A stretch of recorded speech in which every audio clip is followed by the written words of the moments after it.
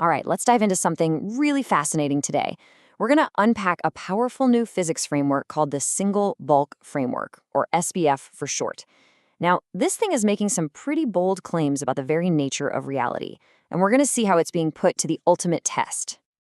But here's the thing. This isn't just about some new theory. It's really about a question that sits at the very heart of science itself. If you come up with a theory that's, say, 99% correct, what do? Do you pop the champagne and call it a success? Or is that tiny 1% imperfection actually a whisper, a signal, pointing to something much, much deeper? You see, in physics, a great idea is one thing, but it's nothing until it survives a brutal collision with reality. So before anyone can take the single bulk framework seriously, it has to be put on trial. It has to be tested, rigorously and relentlessly, against the one thing that matters: cold, hard, experimental data. In the courthouse for this trial, it's called the SBF Verification Suite. Honestly, you should just think of it as the final exam for a theory of the universe. It takes the fundamental predictions made by the SBF's math and smashes them up against the most precise measurements humanity has ever made. It's pass or fail. No partial credit here. So you're probably wondering, how did it do?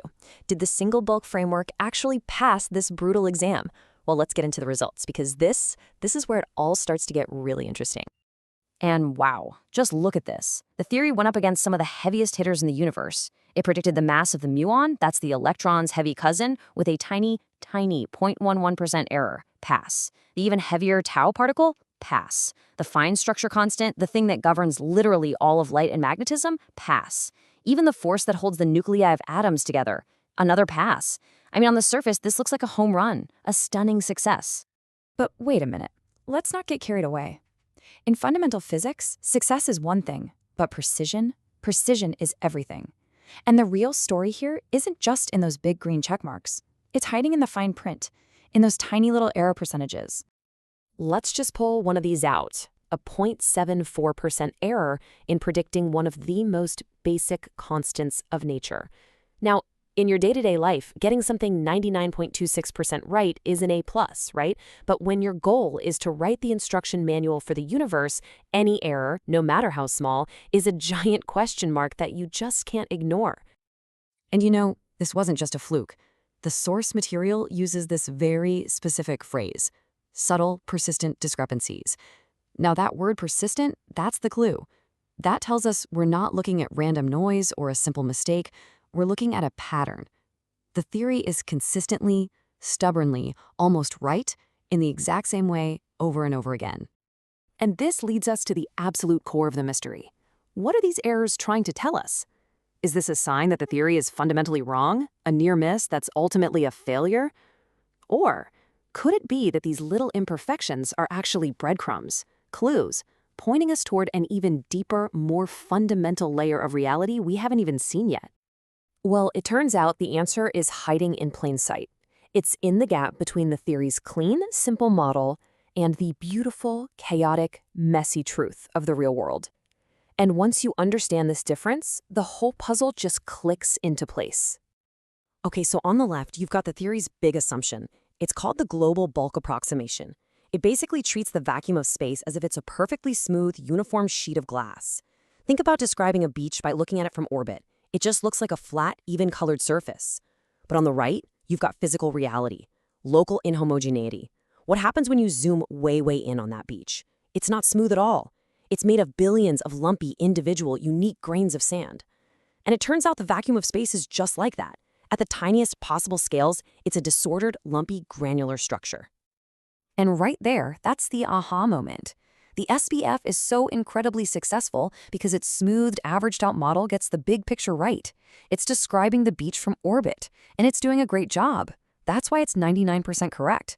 But those tiny errors, the mystery, that's the signal from the individual grains of sand, the lumpy, local, messy reality that the simple model completely ignores. And this changes everything. All of a sudden, those errors don't look like a weakness anymore. They are, without a doubt, the most exciting part of the results.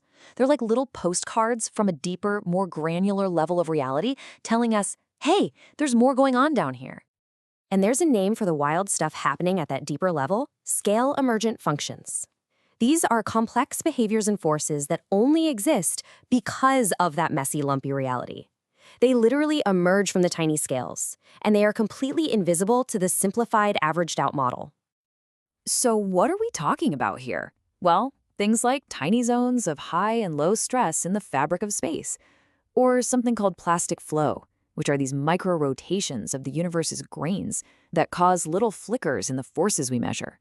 It might even include memory effects, where a patch of space actually remembers what happened to it in the past, and that affects how it behaves now.